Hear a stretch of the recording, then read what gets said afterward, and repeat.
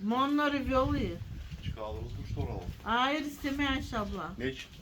Uymazmış ona. Niye gelmiş oralı? Uyan. Uyumam. Tutturdu onları bana hikaye. Ay gel. Onlar bari çıkaralım oraya şeye. Çıkaralım da. Bırak şunu kız.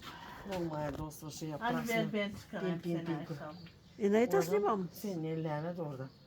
Vedat'la siz napravsti flegmatici. Ben tutisin mi uyisin mi? Ayşe abla çok kenara gitti. Ha. Готова ли си? Da. Yes. Готова си.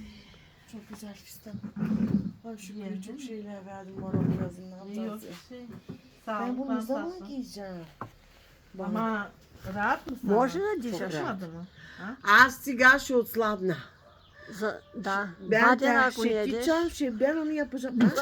два дена ако не едеш, Няма да ям повече. Наистина няма да ям. Наистина трябва Ay да се... bakalım Ayşe abla. два дена не трябва да яш се и взема готово. на ръце. Ще се взема, бе, ще видиш.